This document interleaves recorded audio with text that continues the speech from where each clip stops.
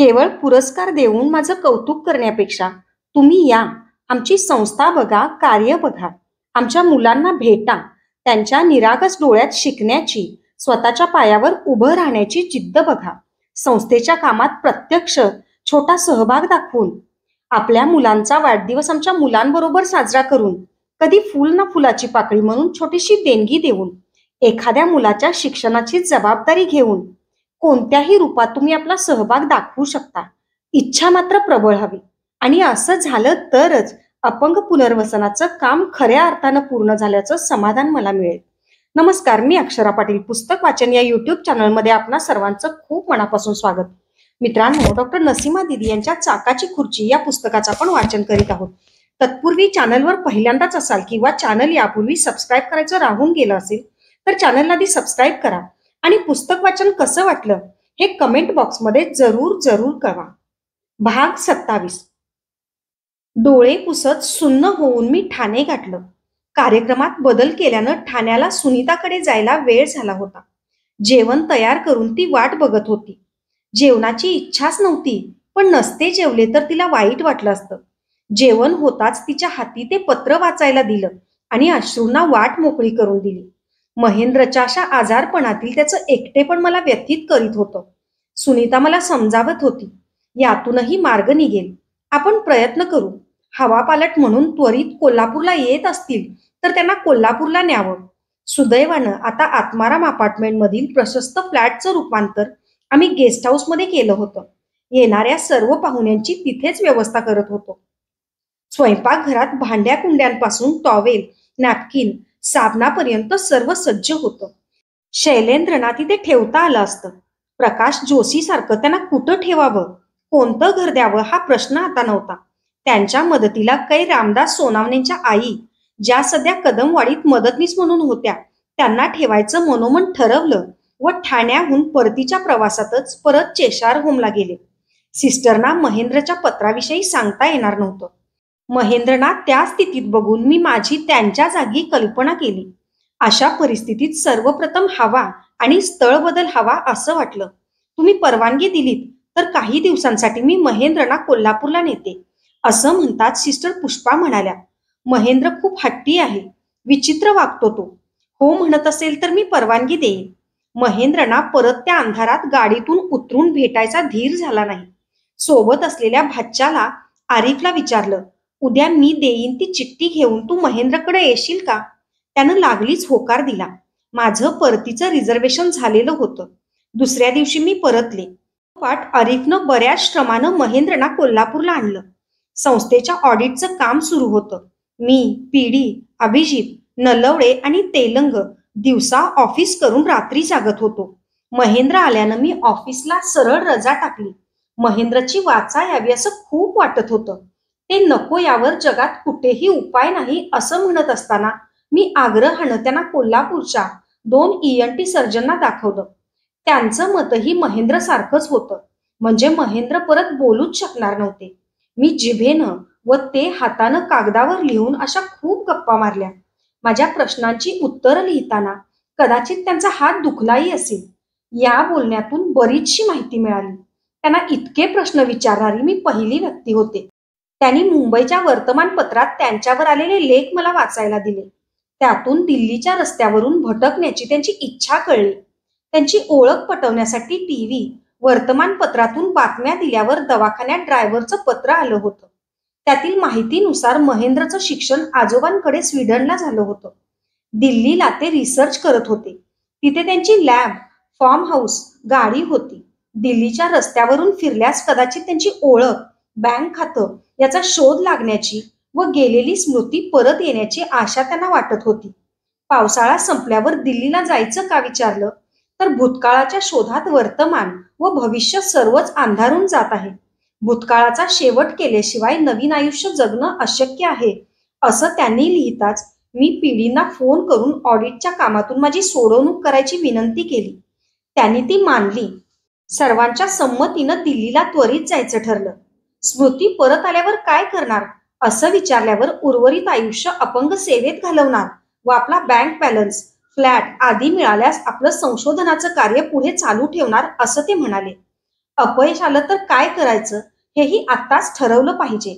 या माझ्या हट्टाखातर कोणी त्यांना दत्तक घेऊन लॅब सुरू करून दिल्यास muscular dystrophy, multiple sclerosis, MS वर संशोधन करण्याची इच्छा व्यक्त केली. महेंद्रमधील प्रतिभा मला पदोपदी दिसत होती. रजा वाढवून परतीच्या रिझर्वेशनची पर्वा न करता आम्ही दिल्लीला गेलो. नेहमीप्रमाणे माझी सावली व पाय असणारे देशभ्रतार पती पत्नी आमच्यासोबत आले. आपल्या नोकरीची, 2 मुलांच्या शिक्षणाची पर्वा त्यांनी केली नाही. दिल्लीला गेल्यावर महेंद्रच्या स्मृतीची अनेक कवाडं उघडली गेली, पण एका ठराविक ठिकाणी स्मृतीची चक्र थांबत होती. डिटेक्टिव्ह एजन्सीचीही मदत घेतली. 15 दिवसात दिल्ली पालथी घातली. Jain TV, Delhi Doordarshan, times of India सर्व माध्यमांतून शक्य ते सर्व प्रयत्न केले. या सर्व प्रयत्नात दिल्लीची मैत्रीण प्रमिला आणि तिचे पती महेंदरजी यांनी कोणीही कोणासाठी करणार नाही इतकी मदत आम्हाला केली. सतत दोघांपैकी एक आमच्या सोबत येई. महेंद्रचा विदीर्ण चेहरा पाहताना अंतःकरणात काहीतरी तुटत होतं. मी मनात देवाचा सतत धावा करत होते की आमच्या प्रयत्नांना यश येऊ दे. महेंद्रना आपले कुटुंबीय, आपलं घर, आपली लॅब, आपलं कार्यक्षेत्र सर्व परत मिळू दे. पण यश आलं नाही. मेंदू अतिशय थकला व महेंद्र परत जाऊ म्हणाले. 31 जुलै 94 नंतर मात्र कोणी नातेवाईक आले तरी मी जाणार नाही म्हणू लागले. घरच्या कुत्र्यालाही 8 दिवसात शोधून काढलं जातं. इथे 8 वर्ष ते घरापासून दूर होते. नाती, माणुसकी यांच्यावरील त्यांचा विश्वास पूर्ण उडालेला होता. देवाला तर ते मानतच नव्हते. 1986 नंतर पहिल्यांदा त्यांनी मला दीदी म्हटलं होतं, पण दीदीवरही त्यांचं मन पूर्ण विश्वास ठेवू शकत नव्हतं. त्यांना या 8 वर्षात आलेले अनुभवच तसे भयंकर होते. कोल्हापूरला परतल्यावर संस्थेनं किंवा मीच त्यांना दत्तक घ्यावं असं प्रकर्षानं वाटू लागलं. आम्ही महेंद्रजवळ तशी इच्छा व्यक्त केली.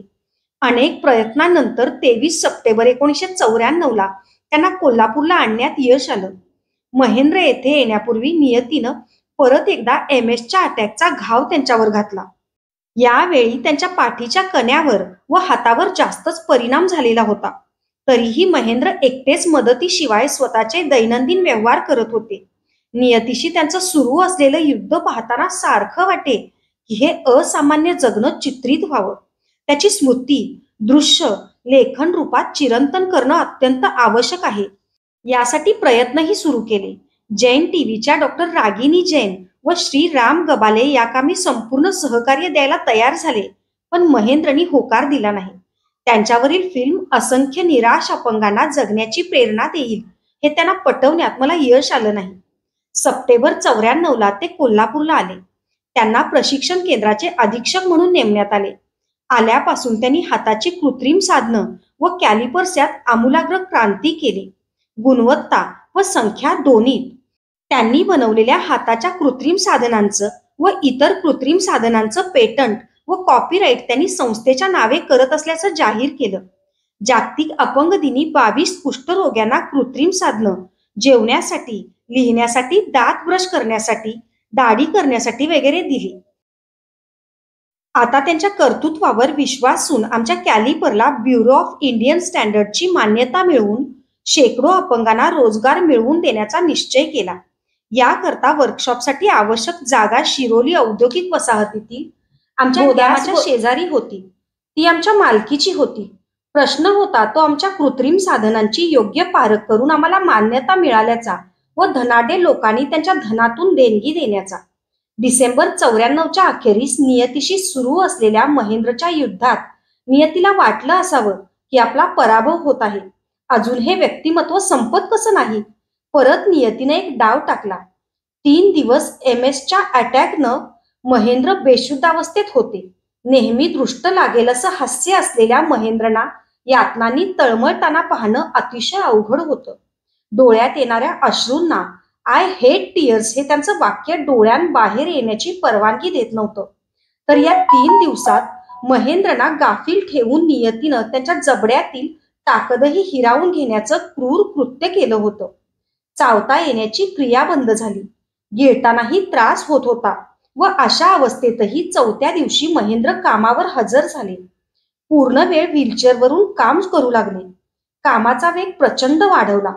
स्वतःच व्यायाम व औषधोपचार सुरू ठेवला. मऊ भात गिळण्या इतपत शक्ती आणली. रोज सकाळी रवा, मॅगी अथवा शेवयाचा नाश्ता, दुपारी फक्त थंड ताक, दूध अथवा कॉफी व रात्री डाळ भात एकत्रित. आणि हे सर्व स्वतःच्या हातानं करून ते एकटे राहत होते. रामदासच्या आईलाही परत पाठवलं त्यांनी. पूर्वी वर्कशॉपमध्ये स्लोपवरून दुसऱ्यांना चढवावं लागत होतं, पण नंतर स्वतःच्या देखरेखीखाली रेलिंग बसवून स्वतः एकटे चढउतार करू लागले. स्व उपचारानं कोणत्याही क्षणी ते बोलू शकतील असा विश्वास मला वाटत होता. फायबर कॅलिपर बनवण्याच्या कामात ते गुंतले. त्यांची राहण्याची सोय आत्मारामध्ये केली होती. तिथेच लहानशी प्रयोगशाळा त्यांना सुरू करून दिली. या कामी अनुताई भागवत, देसाई काकाजी, मोहनदादा, शिरगावकर, शरद सामंत व मान्यवर डॉक्टरांनी कल्पने पलीकडे आर्थिक व मार्गदर्शनपर सहकार्य केला. एका संशोधकाला जिवंत ठेवण्यासाठी मी माझी सर्व आर्थिक व शारीरिक ताकद पणाला लावली. नियती मात्र गप्प बसलेली नव्हती. महेंद्रची दृष्टी दिवसेंदिवस क्षीण होत होती. कोणत्याही क्षणी MS चा पुढील अटॅक येईल आणि पूर्ण अंधत्व येईल असं त्यांना वाटत होतं. अशा परिस्थितीत माझ्यावर अथवा संस्थेवर भारभूत होऊन जगण्याची त्यांची इच्छा नव्हती. दुर्दैवानं असं झालं तर आम्हाला सोडून जाण्याची भाषा ते करत होते. दीदी होऊन शेवटपर्यंत त्यांच्या सोबत राहणं शक्य नव्हतं, म्हणून त्यांची माता बनून त्यांच्यासोबत सर्व काळ राहून त्यांच्या आत्म्यानं त्यांच्या शरीराची साथ सोडली तर त्यांच्या इच्छेनुसार त्यांचं क्रियाकर्म करण्याचा अधिकार मला मिळावा, यासाठी कायदे पंडितांकडे महेंद्रना मी दत्तक घेऊ शकते का याची विचारणा केली. तर मला उत्तर मिळालं की मी फक्त 9-10 वर्षांनी त्यांच्यापेक्षा मोठी आहे. शिवाय ते अपंग व मीही अपंग, त्यामुळे कायद्यानं दत्तक घेता येणार नाही. 10 वर्षाच्या प्रकाश जोशीला घर देऊ शकले नाही. 35 वर्षाच्या महेंद्र जोशींना दगडविटांचे घर देऊ शकले, पण घरपण देण्यात असमर्थ ठरले. मला अशा असंख्य जोशींसाठी खरं हक्काचं घर बनवायचं होतं. कोण व कसं या कामी मला मार्गदर्शन आणि मदत करेल? देवाला आळवत होतेच, पण शेवटी माणसाच्या माध्यमातूनच देव मदतीला धावणार होता. का तो इतका उशीर करीत होता कुणास ठाऊक. महेंद्र संस्थेच्या कार्यक्रमाच्या वेळी आपलं भाषण लिहित व मी ते वाचून दाखवी.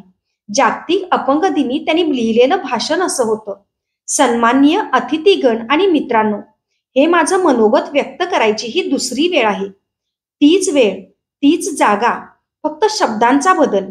आज जागतिक अपंग दिन आहे, पण माझ्यासाठी तोच अपंग दिन होता ज्या दिवशी मी मृत्यूशी झुंजत अपंग झालो. एका अपंगाची शारीरिक अथवा मानसिक अवस्था मी चांगली जाणतो. आज ज्या काही राजन देशपांडे यांना भरारी पुरस्कार देण्यात येत आहे, ते खरं सांगायचं झालं तर माझं स्फूर्तिस्थान होते. मी जेव्हाही सायन हॉस्पिटल मुंबई किंवा पॅराप्लेजिक फाउंडेशन येथे जाई तेव्हा हटकून राजनना भेटी. परंतु असं की माझ्याच काव्यात मी म्हणतो, हसऱ्या चेहऱ्यांमागं दडलेली असते दुःख क्लेशांची मुक मौन गाता. राजन देशपांडेंसारख्या जिद्दी, कष्टाळू आणि अपंगत्वाची परिसीमा असतानाही नियतीशी झुंज देणाऱ्या तरुणाच्या हास्यामागं दिसतो किंकर्तव्य मूढ समाज, सरकारी आश्वासनांची मरगळ आणि प्रतिभेचा अपमान. एका टेक्स्टाईल इंजिनियरला एखाद्या टेक्स्टाईल मिलच्या प्रिंटिंग विभागाऐवजी पॅराप्लेजिक फाउंडेशनमध्ये तोंडात ब्रश धरून चित्रकारी करताना पाहून समाज थक्क होतो. समाजातील उच्चभ्रू वर्ग, मध्यम वर्ग आणि सामान्य वर्गातील सर्वांपुढे मी आव्हान ठेवतो की जर समाजातील एका कुटुंबानं एका अपंग मुलास शिक्षण आणि पुनर्वसनासाठी दत्तक घेतलं तर कोल्हापुरातच नव्हे तर साऱ्या भारतवर्षातील अपंग मुलांच्या शिक्षणाचा व पुनर्वसनाचा प्रश्न सुटेल. त्याच दिवशी जागतिक अपंग दिन सार्थ ठरेल. मी मुंबई येथील चेशायर होममध्ये असताना कॉलेजच्या मुलांनी केलेली समाजसेवा पाहून आनंदित होईल. श्रीमंत कुटुंबातील मुलं मुली जी स्वतःच्या घरात साधा ग्लास सुद्धा धुत नाहीत, ती मुलं अगदी मन लावून अपंगांची सेवा करून काय मिळवत होती? तर बाजारात विक्री अथवा खरेदी न करता येणारी वस्तू, आणि ती अमूल्य वस्तू आहे मनाची शांती, मानसिक समाधान. समाजसेवा म्हणजे एखादा धंदा किंवा व्यवसाय नसून ती एक तपस्या आहे. जर आम्ही समाजसेवा करीत असू तर समाज, राष्ट्र आणि मानवतेप्रती ते आमचं आद्य कर्तव्य आहे. मी कोल्हापुरात आलो आणि पाहिलं की येथील लोक प्रेमळ व दयाळू आहेत. सहृदयी आहेत, पण ते प्रेमळ व दयाळूपणाचा उपयोग योग्य तऱ्हेनं करू शकत नाहीत. त्यांना योग्य श्रद्धास्थान सापडलं नाही. जर असं नसतं तर आज आमच्या हेल्पर्स ऑफ दी हँडिकॅप या संस्थेत हेल्पर्स कमी का असते? आज या संस्थेला धनासोबत श्रमाचीही आवश्यकता आहे. तरच आमचं स्वप्न लवकरात लवकर पूर्ण होईल. माननीय नसीमा दिदी, Shri P D Deshpande sir, Shri Manohar देशपतारजींना संस्थेच्या कामात सहकुटुंब परिश्रम घेताना मी पाहिलं आहे. त्यांच्या श्रमलेल्या चेहऱ्यावर समाधानाची छटा पाहिली आहे. परंतु त्यांचे श्रम किंवा समाधान हीच परिसीमा आहे. आज मी आपणा सर्वांसमोर आव्हान ठेवतो की जर आपण निस्वार्थी भावनेनं संस्थेकरता आपलं काही अमूल्य वेळ खर्च केला तर ती वेळ दूर नसेल की जेव्हा सारं आकाश आपल्या मुठीत असेल. यश तुमच्या दारी येईल आणि माझी अपुरी कविता पूर्ण होईल. काजव्यासही सूर्य बनवीन मी. आज जागतिक अपंग दिनी घोषित करतो की मी तयार केलेली खाण्याची व लिहिण्याची साधनं तसंच फायबर पासून करण्यात येणाऱ्या कृत्रिम साधनांचं पेटंट आणि copyright me helpers of the handicap या संस्थेच्या नावावर करतो. माझा प्रयत्न राहील की ही कृत्रिम साधनं कोल्हापूरपुरती मर्यादित न राहता साऱ्या भारतभरातील अपंगांना मिळावी. मला प्रत्येक दुःखी माणसाला हसताना पाहायचंय. आपला स्नेह व सहयोगाची अपेक्षा. धन्यवाद. आपला महेंद्र कुलकर्णी. उचगाव वसतिगृहासाठी जमवलेला निधी संपला. कॉन्ट्रॅक्टरला देण्यासाठी हाती पैसा नाही. 1995 जून पासून बुद्धिमान अपंगाचं शालेय शिक्षण बंद पडू द्यायचं नाही. उचगावचं वसतिगृह सुरू करायचंच असं ठरवलं असताना ते अशक्य झालं होतं. शेवटी मार्ग काढला की कदमवाडी येथील वसतिगृहातच प्रशिक्षणार्थींच्या बरोबर शालेय शिक्षण घेणाऱ्या विद्यार्थ्यांना प्रवेश द्यायचा. आम्ही प्रवेश दिला नसता तर ज्यांचं शिक्षण बंद पडलं असतं अशा 8 विद्यार्थ्यांना प्रवेश देण्यात आला. त्यात 5 मुली व 3 मुलं होती. एक मोहम्मद, इयत्ता 3री, ज्याला दोन्ही हात नव्हते. दुसरा बंडू, इयत्ता 3री, ज्याच्या हस्ते पायाभरणी केली होती. त्याचे वडील शेळ्या मेंढ्या घेऊन गावोगाव फिरत होते. वंदना कुडाळकर, इयत्ता 12वी, तिला वडील नव्हते. संधिवातानं हातपाय आखडलेले. शोभा गुरव, इयत्ता 7वी, दोन्ही पायांना पोलिओ. ताई बडके, इयत्ता 5वी, उंची कमी आणि हाडे ठिसूळ. प्रकाश गोसावी, इयत्ता 3री, जन्मता अपंगत्व, हातापायात कुबड्या घेऊन चालणारा. व शोभा कांबळे, इयत्ता 5वी, उंचीनं कमी व मतिमंद. वंदना आणि शोभाचं प्रवेशासाठी आलेलं पत्र अतिशय भावनेनं ओथंबलेलं होतं. शाळा व प्रशिक्षण दोन्ही सुरू झालं. महम्मदला समोरच्या शाळेनं प्रवेश नाकारला, पण कोरगावकर शाळेनं सर्व विद्यार्थ्यांना प्रवेश दिला.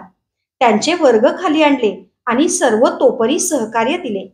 महम्मदला संस्थेत प्रवेश दिला व त्याच दिवशी त्याच्यासोबत आम्ही जेवायला बसलो. मी व महेंद्र दोघंही होतो. पायानं मोहम्मदला जेवताना बघून दोघेही खूप अस्वस्थ झालो. रात्री घरी परतताना तोच विषय होता. आत्मारामवर आल्यावर महेंद्रनी रात्रभर जागून मोहम्मदसाठी कृत्रिम हात बनवला. दुसऱ्या दिवशी कदमवाडीला जाण्या अगोदर मला ती आनंदाची बातमी त्यांनी दिली. त्या दिवसापासून मोहम्मद कृत्रिम हातानं जेवू लागला. महेंद्र सारखे सहकारी कृत्रिम साधनं बनवण्याच्या कामी मिळाल्याचा खूप आनंद झाला, पण ते त्यांचं क्षेत्र नाही हे कळत होतं. संस्थेकडे मस्क्युलर डिस्ट्रोफीचे बरेच पेशंट होते. सतत त्यांची पत्र येत. त्यांना जगात कुठेही त्यावर औषध नाही हे सांगणं कठीण होतं. हा रोग फक्त जलद वाढत जाणारा असतो. महेंद्रनी त्यांना विशिष्ट आहार देऊन रोगाचं वाढतं प्रमाण रोखता येईल. आम्ही आणि पालकांनी परवानगी दिली तर ते प्रयोग करतील असं सांगतात सर्व पालकांना बोलावून आम्ही चर्चा केली. 4-5 जणांचे पालक तयार झाले. विशिष्ट आहारासाठी खर्च बराच होता. आत्मारामध्ये वर राहणाऱ्या श्री अभय दोशींनी तो खर्च द्यायचं कबूल केलं. उपचार सुरू झाले. आज त्यापैकी एक बीकॉम झालेला राजेंद्र घोरपडे आपल्या गावात क्लासेस घेतो. शासनाकडून जागा मिळवून त्यानं स्वतःचं घर बांधलं. त्याच्या वास्तुशांतीला मी त्याच्या गावी गेले होते. दुसरा संतोष ब्रह्मदंडे आज उचगाव वसतिगृहात BA शेवटच्या वर्षात शिकत आहे. त्रास तर आहेच, पण हिमतीनं अजून तग धरून आहे. आदर्श विद्यार्थी, वक्तृत्व स्पर्धेत बक्षीस, उत्तम चित्रकला अशा आघाड्यांवर यश मिळवत असतो. कदमवाडीचं वसतिगृह चालवताना अनेक अडचणी आल्या. एका पार्टिशनच्या रूममध्ये माझा पलंग ठेवण्यात आला होता. अनेक रात्री मी तिथे राहत होते. पावसाळ्यात काच नसलेल्या खिडकीतून पाणी आत येत होतं. प्लास्टिक लावून कमी खर्चात तो प्रश्न सोडवला. थंडीत कुडकुडून आमचा बर्फ होईल की काय असं वाटायचं. प्रत्येक अनुभव स्वतः घेऊन निर्णय घेण्याची सवय लागली होती म्हणून बरं. प्रशिक्षणार्थींनी सांगण्या अगोदर त्यांचे प्रश्न, समस्या मला समजत होत्या. डॉक्टर मोहनराव गुनेंना थंडीच्या त्रासाची कल्पना दिली. पोलिओ झालेल्यांना एरवी साध्या थंडीचाही त्रास होतो. माझं तर जरा जास्त थंडी पडली की हातपाय गार होऊन नखं काळी निळी होत. डॉक्टर मोहनराव गुनेंनी त्वरित अतिशय उत्तम प्रतीची 40 ब्लँकेट्स पाठवून दिली. थंडीचा प्रश्न सुटला. पण दर महिन्याला एवढ्या लोकांचा जेवणाचा खर्च भागवताना, साहित्य मागवताना त्रेधा उडू लागली. संस्थेत येणाऱ्या देणग्या, माझा पगार अपुरा पडू लागला. एकदा तर अशी वेळ आली की कुठून कशी सोय होणार. ठराविक लोकांकडेच मागून मागून किती मागणार. 2 दिवसांनंतर काय खायला द्यायचं हा प्रश्न ठाकला. रात्री धीर करून वसतिगृहातील सर्व लाभार्थींना एकत्र केलं आणि प्रत्येकाकडे किती पैसे आहेत ते त्यांनी मला उधार द्यावे. 8-15 दिवसात मी ते परत करेन म्हणाले. सर्वांनी परत नको हे घ्या म्हणून आपापल्याकडील सर्व पैसे माझ्याकडे आणून दिले. छोट्या महम्मद व बंडूनही त्यांच्या खाऊची छोटीशी रक्कम माझ्याकडे सुपूर्द केली.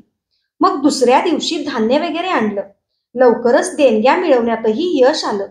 ठरल्या वेळेत मी सर्वांचे पैसे आग्रहानं परत केले.